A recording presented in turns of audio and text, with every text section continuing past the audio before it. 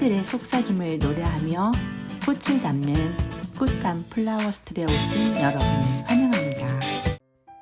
정원일이라는 것이 아주 즐거우면서도 힘들면서도 고되면서도 이 모든 것들이 종합된 그런 일이죠.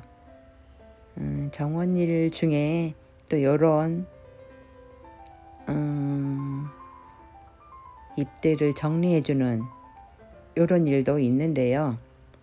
사랑초 잎이 너무 무성해서 꽃봉오리를 잘 못 올리는 것 같아서 사랑초들을 이발을 시켜줍니다.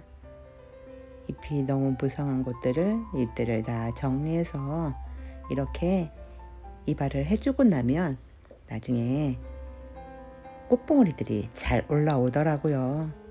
예전에 제가 노지에 완전 사랑초 꽃밭을 만든 적이 있는데 그때 보니까 그렇더라고요. 그리고 정원일 중에 또 꼭 필수적인 거, 꼭 해야만 하는 거 씨앗 파종이죠. 씨앗 파종에서 발화되는 이 기쁨, 이것도 정원일의 즐거움 중에 또 하나입니다.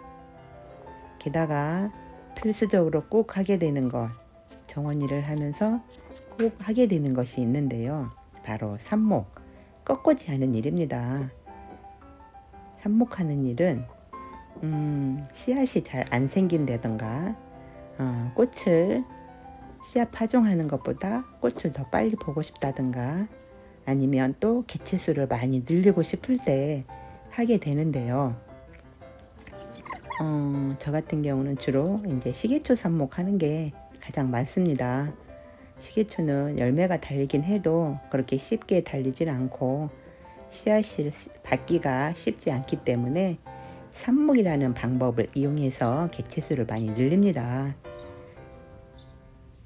그리고 이건 지난번에 복주머니 칼리코 그거 삽목한 것입니다. 그리고 수국은 제가 내년에 수국 꽃길을 만든다고 했잖아요. 그래서 될 수 있으면 많은 수국을 삽목하려고 하는데 올해 수국들이 꽃을 잘 안 피워줘요. 그래서 한 달만 더 기다려 보고 안 피면 다시 또 삽목을 하려고 합니다. 이것은 목수국 밑에 있는 장가지들을 떼서 우선 먼저 삽목을 하는 과정입니다. 가지를 잘라서 잎들을 정리해주고 이 가지도 너무 긴 건 반으로 자르고 이렇게 해서 삽목을 해둡니다. 목수국은 비교적 삽목이 잘 되는 편이고요. 이것은 객국이라고 하는 황금국화인데요. 화분에 한 포기가 있는 것을 가지를 잘 나왔습니다. 화분에서는 다시 가지가 자랄 것이고 여기에 땅에 꽃밭에 이렇게 삽목을 해봅니다. 그리고 이것은 아스타인데요. 가을에 피는 보라색 아스타인데 이게 갑자기 병이 왔어요. 그래서 완전히 막 다 불에 탄 것처럼 이렇게 돼버린 거예요. 그래서 그냥 놔두면 안 될 것 같아서 일단은 잘라서 다시 새순이 올라오길 기대해 보고요. 자른 가지들은 이렇게 이파리를 다 제거하고 삽목을 시도해 봅니다. 잘 될지는 모르겠는데 원래 삽목은 잘 되는 거긴 한데 지금 병이 간 상태라서 어떨지 모르겠어요. 그래서 일단 이렇게 잘라서 이렇게 삽목을 해보고 이것도 역시 성공하기를 기대하는 마음 가득합니다. 땅에다 곧바로 이렇게 삽목을 해서 물을 좀 자주 줘야 될 것 같은데요. 이런 수고로움 이런 것들이 다 정원 일이죠. 이렇게 삽목을 해뒀습니다. 그리고 비 오는 전날, 비 오는 날은 무조건 화초들 이식하는 날입니다. 여기저기에 흩어진 것들 모아 심기도 하고요. 여기 이제 삽목해뒀던 것들 땅에 옮겨 심기도 하고요. 그럽니다. 그래서 수국 작년에 삽목했던 수국을 아직 포트에 그대로 둔 게 있어서 이렇게 옮겨 심어 보고요.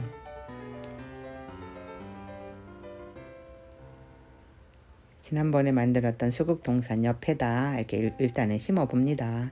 그리고 화분에 있는 나리들을 또 꽃밭에 옮겨 심습니다. 나리들은 고근 식물들은 꼭 비 오는 날 아니어도 상관은 없습니다. 아무 때나 심어도 그렇게 지장은 받지 않습니다. 고근들만 살아 있으면 내년에 다시 꽃 피우기 때문이죠. 나리들은 지금 다 꽃 폈다가 진 상태라서 저 줄기 다 잘라내고 뿌리만 심어도 상관은 없습니다. 근데 그냥 뿌리만 심어 놓으면 아무것도 없는 것 같아서 일단 줄기까지 심었고요. 또 정원일 중에 가장 고된 일이 바로 풀 뽑는 건데요. 잡초 제거하는 일, 풀 매는 일, 이게 정원일 중에 가장 힘들고 고된 일입니다. 사실 무슨 텃밭이나 이런 데는 너무 힘들면 풀약을 칠 수도 있고 한데 꽃밭에는 풀약을 치면 안 됩니다.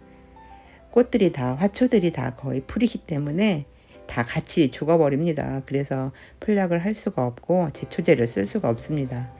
그래서 꽃밭에는 제초제를 못 쓰기 때문에 필수적으로 이렇게 노동을 해야 됩니다. 그래도 풀 뽑고 난 후에 즐거움은 이루 말할 수가 없습니다. 그리고 이거는 지난번에 제가 야심작으로 만든 천일홍 하트 정원입니다. 점점 그 모습을 드러내고 있습니다. 이렇게 잡초를 제거하고 꽃들을 옮겨 심고 삽목도 하고 나니까 비가 오기 시작했어요. 그래서 얼른 퇴근을 하는데 비가 억수로 쏟아지는 거예요. 이 폭우를 뚫고 퇴근을 했습니다. 퇴근을 해서 오니 집에 도착하니 비가 그쳐서 보슬보슬 이슬비만 내리길래 또 집에 있는 이 버베나를 삽목을 했습니다. 완전 삭발을 해서 이렇게 넓은 화분에 삽목을 했는데요. 내가 또 개체수를 많이 늘리면 또 한 자리 꽃밭이 되겠지요. 그리고 정원일 중에 또 하나 빼놓을 수 없는 것이 바로 이 지지대 만들어주는 일입니다. 넝쿨 식물들 지지대를 만들어 주는데요. 모양은 여러 가지로 다양하게 할 수가 있어요. 근데 가장 쉬우면서도 편하면서도 효율적인 것이 이 철사를 이용해서 하는 방법이더라고요. 철사를 이용해서 링도 만들 수 있고 U자를 거꾸로 세워서 이렇게 우산활처럼 만들어서 할 수도 있어요. 이렇게 가장 쉬우면서도 효율적인 넝쿨 지지대 만들기, 여러 가지 모양으로 이렇게 만들었는데, 이것은 지금 색인 유홍초라고 넝쿨이 이제 더 이상 방치하면 안 될 것 같아서 이렇게 만들어 주었고요. 이렇게 시계초들 지지대를 또 다양하게 만들었습니다. 그냥 동그랗게 만들어 놓은 것도 있고 이렇게 U자를 2개로 겹쳐서 만들기도 했고요. 볼처럼. 그리고 하나만 동그랗게 만들어 놓기도 했고, 또 어떤 것들은 그냥 단순하게 일자로 지지대를 세워주기도 했고요. 가장 쉬우면서도 편하게 할 수 있는 방법은 시중에 판매되고 있는 각종 모형들, 이런 거 하트 모형으로 된 이런 것들도 이용해도 되고요. 넝쿨 지질 그런 망들도 있어요. 링도 있고 망도 있고, 요거는 주로 다이소 같은 데서 판매하는 링이에요. 이 링은 그냥 철사로 쉽게 만들 수도 있고 이렇게 편하게 판매하는 거 사서 이용해도 되고요. 그리고 여기 이렇게 하얀 거처럼 플라스틱 넝쿨 망도 있습니다. 판매하는 거. 네, 플라스틱은 좀 햇빛에 많이 노출이 되니까 사가버려요. 그래서 매년 갈아야 되는 그런 번거로움도 있긴 하더라고요. 제가 가장 효율적이면서도 유용하면서도 쓰기 편한 거는 철사로 직접 만들어 쓰는 게 제일 좋더라고요. 나중에 이제 그 넝쿨망이 필요 없을 때는 빼서 펴서 둘 수도 있고요. 그리고 무엇보다도 편한 거는 내 임의대로 크기를 조절할 수 있기 때문에 참 효율적으로 사용할 수 있는 것 같습니다. 그리고 정원일 중에 즐거운 바로 이런 열매를 얻는 일입니다. 이 열매 속에서 얻는 수많은 행복들을 누리게 되지요. 끝까지 시청해주셔서 고맙습니다. 늘 항상 언제나 콧보다 더 향기롭고 행복하셔요.